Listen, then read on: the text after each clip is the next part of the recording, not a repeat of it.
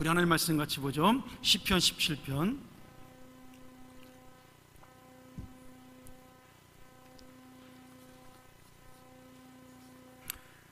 우리 마지막 13절부터 15절까지 보도록 합니다. 구약성경 812면이고요.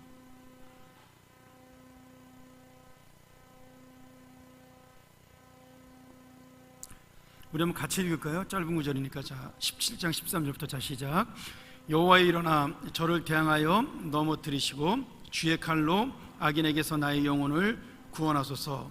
여호와여, 금생에서 저희 분깃을 받은 세상 사람에게서 나를 주의 손으로 구하소서.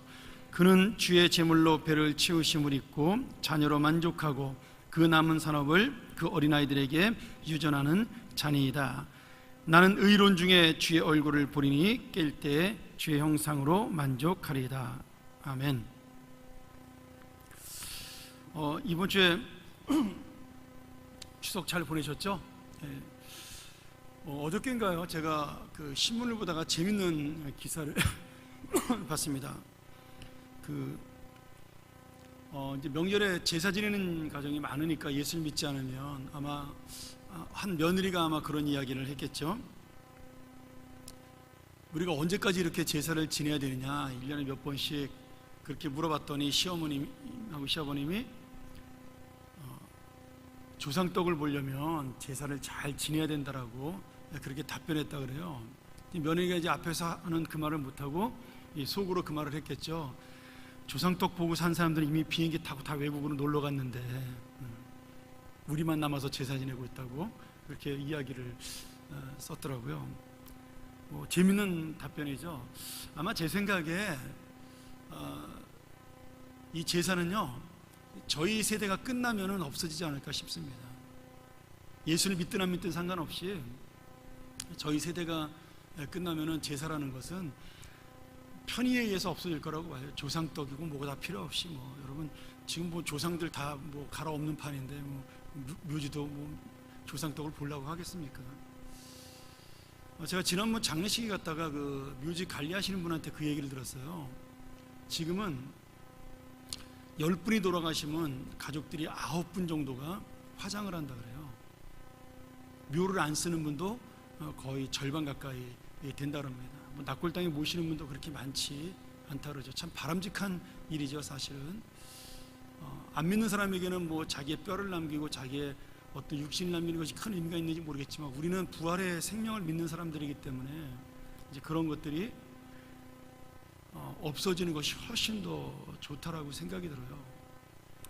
가끔 이렇게 고속도로를 달리다 보면 제가 이제 우리나라에 와가지고 여기 살 때는 몰랐는데 이제 외국에 있다가 오랫동안 살다가 와서 보니까 제 눈에 두 가지가 거슬리더라고요. 그게 뭐냐면 하나는 서울 시내에 그 전경을 이렇게 올림픽대로나 강변대로를 달리다 보면요, 서울 시내의 아름다운 그 경치들이 전부 아파트로 가려져 있습니다.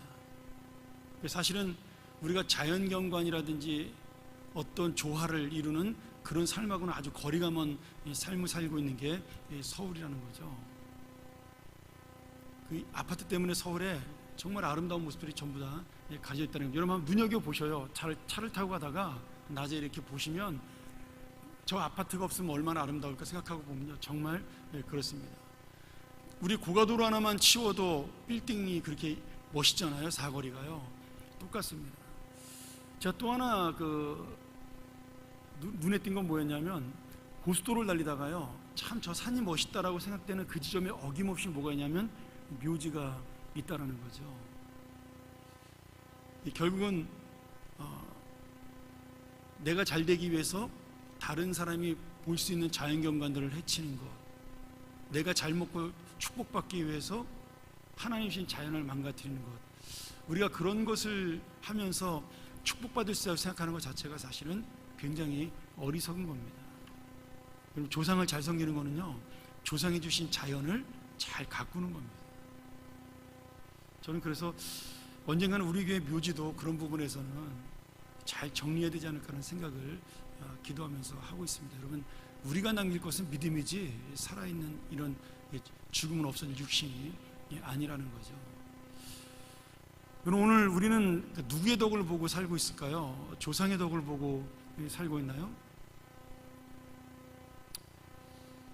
조상의 덕을 보고 살고 있다면 다 잘 살아야 되겠죠. 우리나라 사람들 뭐 대부분이. 근데 그렇게 못 산다라는 것을 우리가 보면서, 여러분, 이 땅에서 우리가 살아가는 것은 결국 하나님의 은혜가 없이는 살 수 없다는 것을 우리가 반드시 깨달아야 되는 겁니다. 그럼 여러분, 예수를 잘 믿는 사람일수록 이 땅에 남기는 것이 없어야 하는 거죠. 마지막으로 남기지 말아야 될 것이 우리의 육신이라고 생각이 듭니다. 제가 지난번에 17편 시의 첫 부분을 이야기하면서 다윗의 기도라는 특별한 제목을 가지고 있다라고 말씀을 드렸습니다.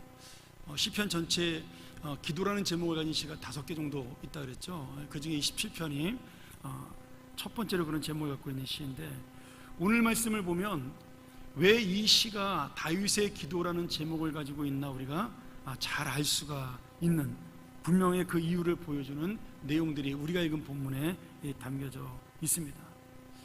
오늘 말씀을 한마디로 요약하면, 기도의 은혜를 경험한 사람, 기도로 하나님을 만난 사람은 절대로 자기 인생의 기도를 포기하지 않는다는 사실을 볼 수가 있습니다. 그런 의미에서 우리 데살로니가전서 5장 16절에서 18절에 나오는 항상 기뻐하라, 쉬지 말고 기도하라, 범사에 감사하라, 이는 너희를 향하신 하나님의 뜻이다, 이렇게 말씀하셨잖아요. 그 항상 기뻐하고 쉬지 말고 기도하는 것, 그리고 범사에 감사하는 것이 바로 이 하나님께서 말씀하신 은혜를 받은 자, 다시 말하면 기도를 포기하지 않는 자의 삶과 비슷합니다. 여러분, 어떻게 우리가 쉬지 않고 기도할 수 있을까요? 내가 내 인생에서 하나님을 붙들고 하나님을 의지하고 살면 그것이 쉬지 않고 기도하는 것입니다.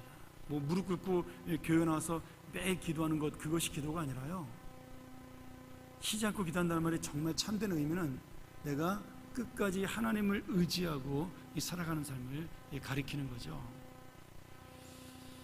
오늘 13절에 보면, 13절 14절에 보면 악인들에 대한 이야기가 나오고 있습니다. 악인들이 어떤 사람이에요? 하나님께서 주신 재물을 가지고 자기 것인 양 이 세상에서 배를 치우고 자기의 재물로 만족하며 떵떵거리고 살아간다라고 이렇게 다윗이 이야기를 하죠. 그리고 거기에 한술 더 떠서 그 악인들은 자기의 그 재산을 자식까지 남겨서 그 자식까지도 배를 불리워서 먹고 산다, 이렇게 이야기를 합니다. 근데 하나님이 그들에게 그것을 허락하셨다라고 그렇게 이야기를 하는 거죠. 그들은 깨닫지 못하지만.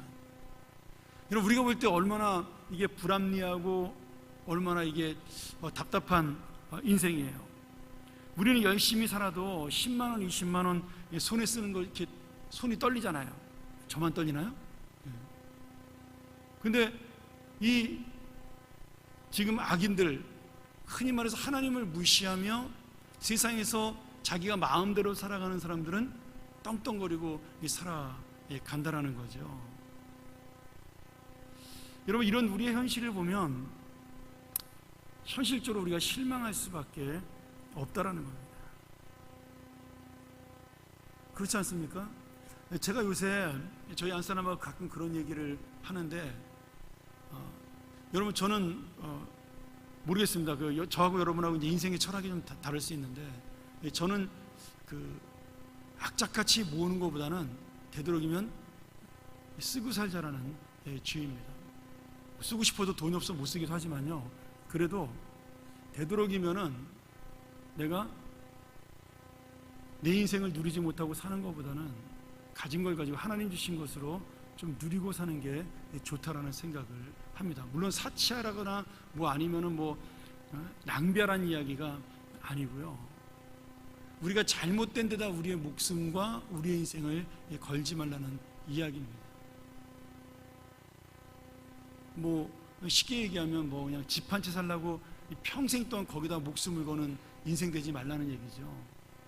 뭐 지난번 뉴스 봤더니 그 32평짜리 아파트 하나 살려면 24년 동안 월급을 한 푼도 안 쓰고 모아야 된다는 거예요. 뭐 17년인가 모아야 된다 그러네요. 그러니까 결국 못 산다는 얘기 아닙니까? 집안에 재산이 없거나 부모님이 물려준 재산이 없으면. 내가 내 돈으로 저같이 완전히 자수성가한 사람들, 집안에 도움 하나도 안 받고 그냥 몸으로 시작하는 저 같은 사람들은 사실 제 힘과 제 능력으로 평생 동안 집을 살 수 없다라는 거죠. 근데 우리는 마치 그것에 목숨을 걸면 살 수 있다라고, 행복이 있다라고 생각을 한다라는 겁니다. 그런데 목숨 걸지 말라는 얘기입니다.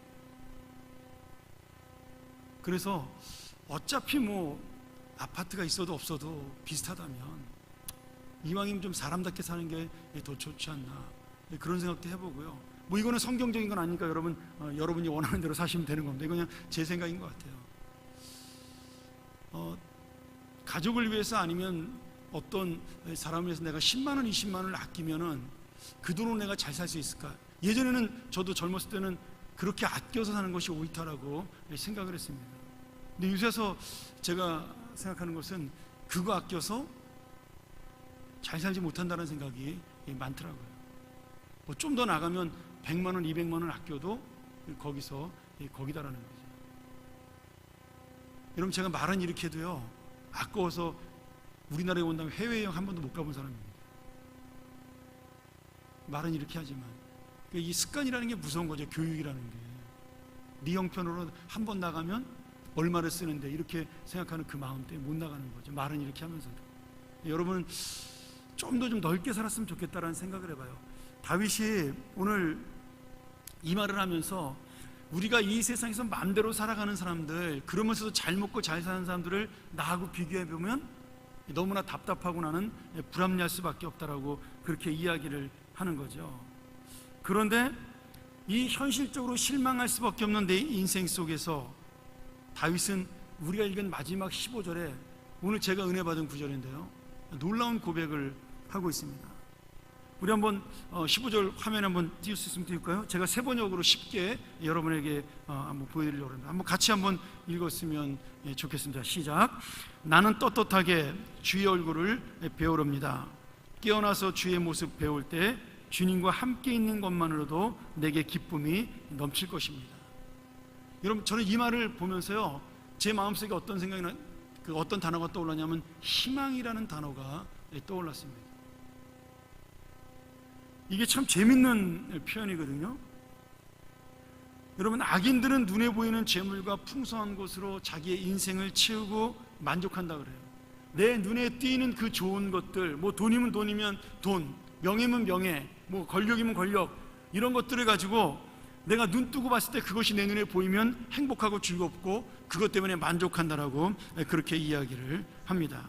근데 지금 다윗은 나는 주님 앞에 의로운 인생으로, 떳떳한 인생으로 살면서 내가 눈을 뜨는 그 순간에 주님의 얼굴을 볼 때 주님이 나와 함께 있는 것만으로 내가 만족하고 기뻐한다라고 고백을 하는 것이죠.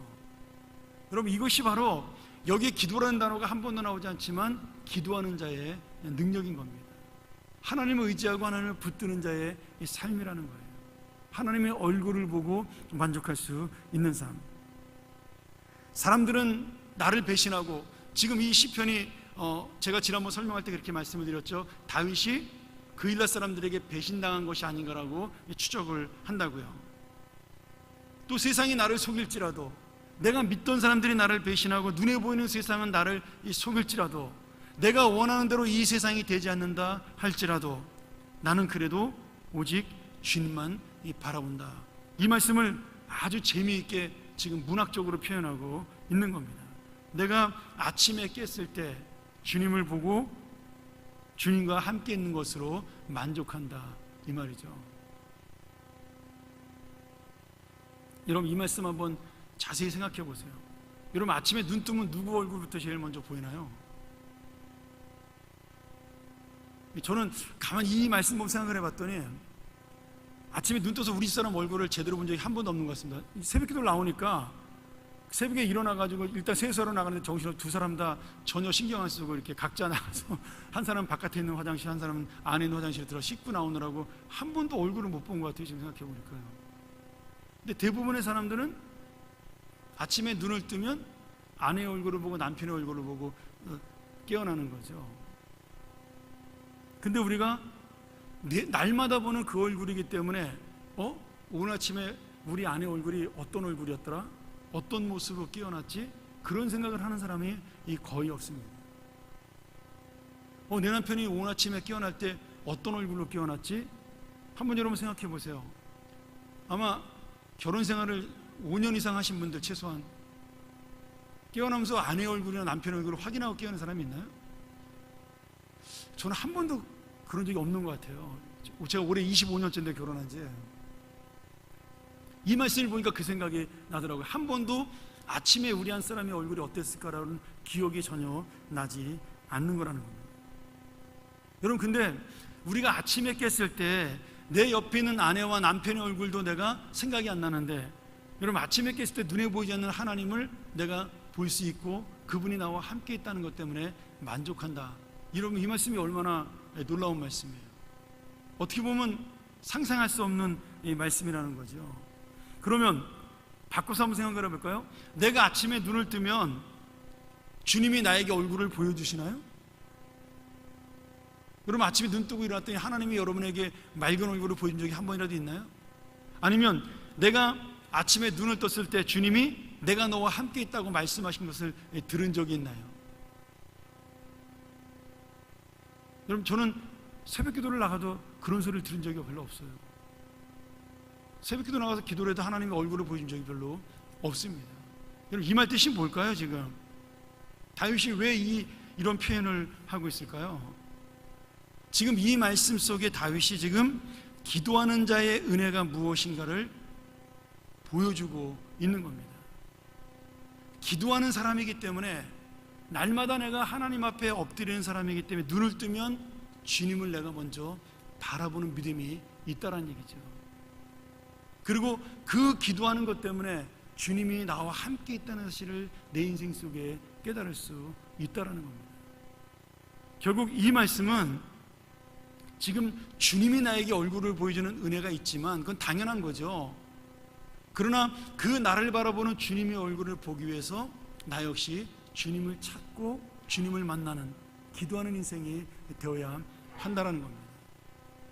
여러분, 제가 아까 소두에 말씀드렸죠. 기도한다는 것이 꼭 새벽기도, 금요기도 이렇게 나와서 기도하는 것만을 말하는 것이 아니라는 거예요. 물론 여기 나와서 기도하면 더 좋겠지만 그것이 아니라 내가 쉬지 않고 기도하는 것, 내 인생 속에 끝까지 주님을 의지하고 붙들고 이 세상의 모든 것들이 나를 속인다 할지라도 나는 슬퍼하거나 노여워하지 아니하고 하나님을 의지하고 붙든다라는 말씀입니다. 그러니 여러분, 믿음과 소망을 가진다라는 것, 하나님을 바라보는 얼굴을 볼 수 있는 것, 하나님의 음성을 들을 수 있는 것, 또 내가 하나님 때문에 만족할 수 있는 이 모든 것들은요, 주님을 의지하고 기도하는 사람의 특권이라는 겁니다. 이 말씀이 여러분 정말 중요한 말씀이죠. 내가 희망을 가지고 살아갈 수 있다는 것은 내가 주님을 바라보고 살고 있기 때문에 희망이 있다는 겁니다. 주님의 얼굴이 보이기 때문에 그런 것이 아니고요, 그것을 믿음으로 믿고 있기 때문입니다. 여러분, 제가 예전에 그 책을 보다 재밌는 이야기를 읽었어요. 세계 2차 대전 때 군인 목사님으로 참전했다가 독일군에 붙잡혀서 포로 생활을 했던 이야기를 제임스 맥도날드 목사님이라는 분이 하신 적이 있습니다. 이 제임스 맥도날드 목사님이 굉장히 유명한 목사님이거든요. 근데 그 목사님이 자기가 포로 수용소에서 있었던 이야기를 간증으로 하신 거예요. 이제 독일군하고 전쟁을 하다가 붙잡혔는데, 그리고 포로 수용소에 갇히게 됐는데, 그 포로 수용소 안에는 미군도 있고 영국 군인도 있고 이제 연합군 군인들이 같이 잡혀 있는 겁니다. 근데 이 포로 수용소 안에서 날마다 먹을 것도 제대로 못 먹고 독일 군인에게 학대받고, 그러니까 이 사람들이 점점 시간이 지날수록 지치고 힘들어하고 그리고 절망하기 시작을 하는 거죠. 그래서 점점 이 힘들어진 사람들은, 어떤 사람들은 자기 몸에 막 상처를 내고 자살하려는 사람들도 생겨나기 시작을 했고, 또 도망가다가 잡혀서 또 벌을 받는 사람도 생겨나기도 하고, 이 좁은 수용소 안에 서로 물건을 훔치기도 하고 싸우기도 하면서 정말 서로 간에 이 갇혀있는 것만으로도 절망스러운데 자기들이 살아가는 모습을 보면서 더 절망에 빠지는 그런 일들이 수용소 안에서 계속 벌어지고 있었습니다. 이 제임스 맥도날드 목사님이 자기는 목사니까 그 모습을 보고 안타까운 거죠. 저 사람들이 지금 더더군다나 희망 없는 삶 속에 우리끼리 의지하고 살아야 되는데 자기들끼리 서로 미워하고 싫어하고 물건 훔치는 그런 모습을 보면서 마음이 막 안타까워하는데, 하루는 놀라운 일이 벌어진 겁니다. 한 포로병이 영국 군인이었는데요, 그 부서진 라디오를 조립해서, 아마 통신병이었던 것 같아요, 수용산에서 몰래 영국의 BBC 방송을 듣기 시작을 한 겁니다. 근데 어느 날 그 방송에서 새벽에 그 친구가 맥도날드 목사님을 막 깨우더래요. 목사님 지금 놀라운 소식이 이 라디오에서 들리고 있습니다. 그래서 무슨 소리냐고 잠이 깨서 물어봤더니 그날 연합군이 노르망디 상륙작전에 성공했다라는 그 소식이 뉴스를 통해 전해진 거예요. 얼마나 놀라운 소식이에요. 이 노르망디 상륙작전, 우리는 뭐 잘 모르는 얘기지만 여러분 그 라이언 일병 구하기나 뭐 이런 데 보면 나오는 이야기잖아요.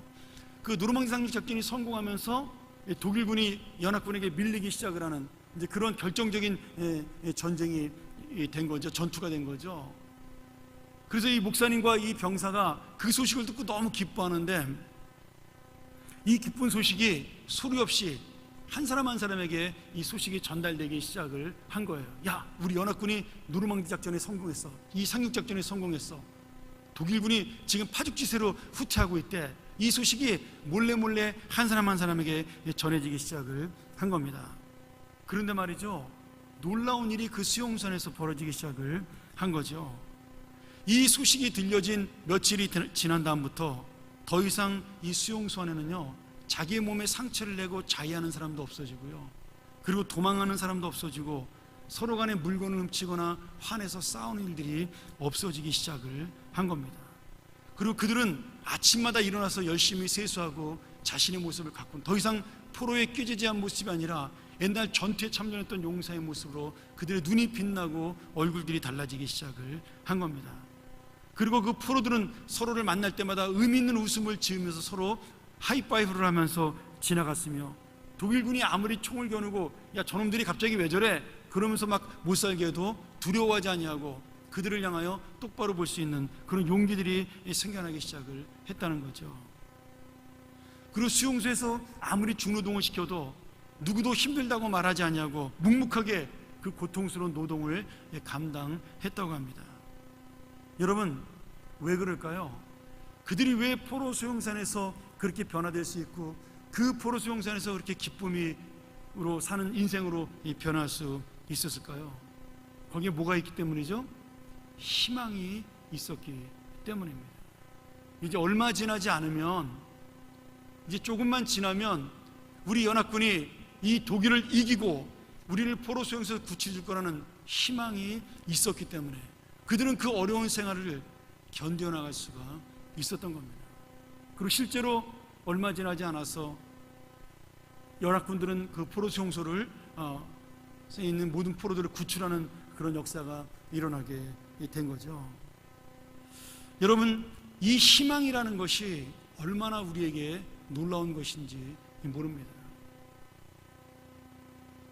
여러분, 우리가 참 많은 사람들이 의미 없는 희망을 갖고 사는 사람도 많잖아요.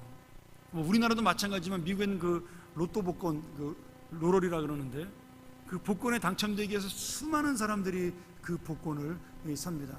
우리나라처럼 뭐 몇십억이 아니라 한번 당첨되면 몇천억이잖아요. 근데 그게 평생에 벼락을 3번 맞을 확률이거든요. 그 복권에 당첨될 확률이요, 과학적으로. 근데 그런 확률은 세상에 사실은 없는 거죠. 실제로 사람이 매주 뽑히기로 하거나 아니면 모였다가 뭐 한 달에 한번 뽑히기도 하고, 지난번에는 7주 만에 뽑혀가지고 한 분이 뭐 2억 7천만 달러인가 뭐 이렇게 받았다 그러는데, 그런 확률이 있긴 있지만 실제로 나에게 떨어지는 확률이라는 것은 수학적으로 볼 때 없는 겁니다. 어떻게 사람이 평생 동안 벼락을 3번 맞을 수가 있을까요? 불가능한 일인 거죠. 제가 해외 토픽으로 2번 맞은 사람은 본 적이 있습니다. 여러분, 사람들은 그런 곳에도 희망을 거는 거죠. 제가 미국에 있을 때 저도 한번 사본 적이 있습니다. 죄송합니다. 그냥 용서하시고 들으세요. 저하고 같이 그 청소 아르바이트를 하던 목사님이 계셨어요. 근데 저도 그때 교회 이제 공부 끝나고 사역지를 구하는데 한 1년 동안 사역지가 잘 안 구해져서 집에서 쉬는데 점점 생활비가 떨어지고 카드도 이제 점점 이제 한계가 차오르기 시작했는데, 그 목사님은 교회가 부도가 났어요.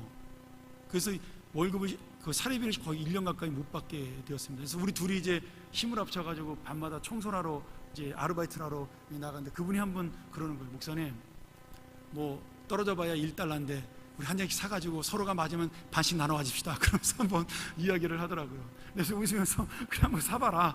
이제 그래서 한번 사본 적이 있습니다. 물론 뭐 꽝이었죠. 여러분, 근데 참 재밌게도요, 그 $1가요 1,000원이잖아요. 일주일 동안 저를 기분 좋게 해주는 마력이 있더라고요. 이거 혹시 되면 어떡할까? 이 목사가 되면 됐다고 말을 해야 되나? 뭐 이런 고민, 그런 거 있잖아요. 여러분, 서로 재미로 샀지만 정말 아무도 믿을 수 없는 쓸모없는 희망이라고 생각을 했지만, 그래도 그 안에 희망이 있다라는 거죠.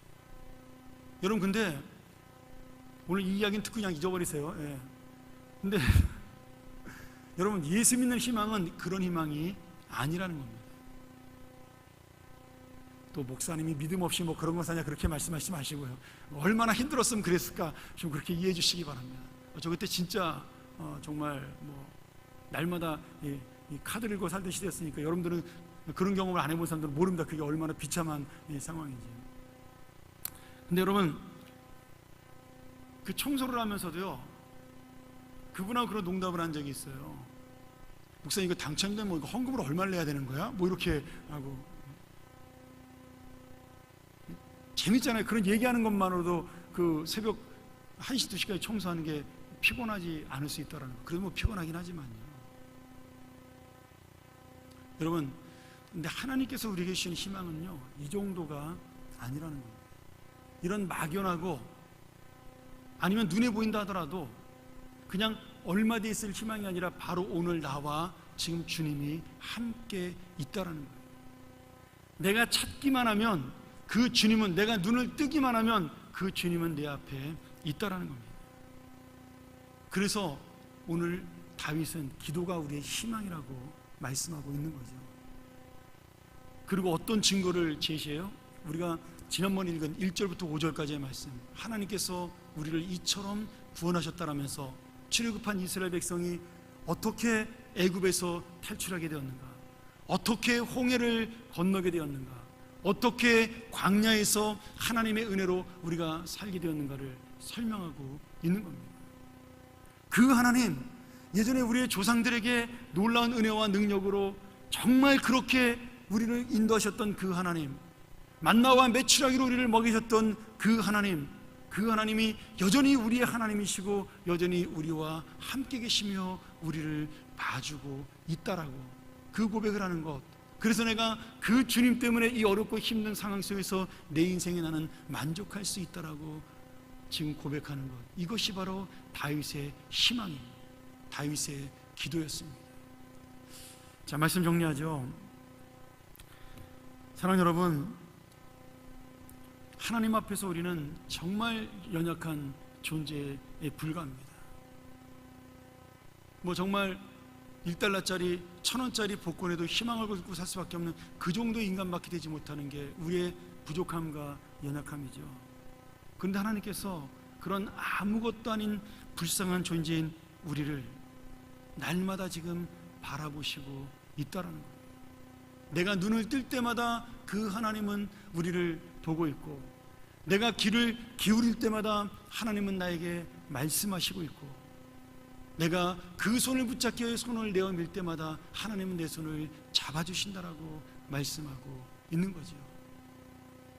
그리고 이 땅의 모든 염려와 고민을 향하여 내가 근심 속에 쌓여서 눈을 감고 아무것도 없는 이 캄캄한 인생 속에 앞이 보이지 않는다라고 얘기할 때 주께서 이 모세에게 했던 고백 그리고 다윗에게 했던 선포처럼 너희는 가만히 서서 오늘 주님의 행하심을 보라는 그 놀라운 선포를 다윗이 지금 모세의 말대로 똑같이 고백을 하고 있는 겁니다. 나는 주님 때문에 만족합니다. 주님이 이루시는 그 역사 때문에 만족하고요, 주님이 이루시는 그 일 때문에 나는 감사합니다. 사랑하는 여러분, 추석이 열흘 단 놀아서 우리가 감사한 게 아니고요, 아직도 휴일이 며칠이나 더 남았어요. 그렇죠? 그렇게 놀았는데도. 여러분, 물론 이것도 감사죠. 근데 하나님의 감사는 이 정도의 감사가 아니라는 거예요. 우리에게 영원토록 안식을 주시고 영원토록 희망을 주시고 영원토록 함께 하시는 은혜를 주시는 것, 이것이 진짜 주님의 감사라는 겁니다. 오늘 우리를 바라보시고 역사하신 하나님의 은혜가 바로 이 자리에 있음이 우리의 감사입니다. 사랑하는 여러분, 주님은 한 번도 우리를 떠나신 적이 없습니다. 주님은 한 번도 우리를 버리신 적도 없고요, 우리에게서 얼굴을 돌리신 적도 없습니다. 이제 우리가 결정할 문제죠. 내가 눈을 떠서 제일 먼저 바라보는 것이 무엇인가? 내가 눈을 떠서 가장 소중히 바라보는 것이 무엇인가? 내가 가장 붙잡아야 될 것이 무엇인가? 그 결정이 오직 우리에게 있을 뿐입니다. 하나님은 모세가 홍해 앞에 있을 때에도, 하나님은 다윗이 그 동굴 속에 캄캄한 고통 속에 있을 때에도, 그리고 지금 우리의 아픔과 어려움 속에도 하나님은 변함없는 모습으로 지금도 우리에게 말씀하시고 보고 계시다라는 겁니다. 이제는 우리가 손을 내밀어 주님을 붙잡고 우리의 눈을 들어 주님을 바라봐야 할 때입니다. 사랑하는 여러분, 오늘 이 저녁에 이 주님을 만나시기를 소원합니다. 막연한 희망이 아니라 참된 소망과 능력 되어주시는 그 하나님, 우리를 붙드셔서 우리를 세워주시는 그 하나님, 오늘 하루 나는 어렵지만 그러나 이 땅에서 나를 붙잡아 주시는, 그리고 나를 영원토록 인도하시는 그 하나님, 오늘 그 하나님이 나의 하나님이라는 사실을 믿고 한 번 더 우리가 주님을 붙잡고 기도하는 그런 놀라운 기도의 시간이 되기를 주님의 이름으로 간절히 소원합니다. 우리가 잠시 이 시간 이 말씀을 위해서 기도하겠습니다.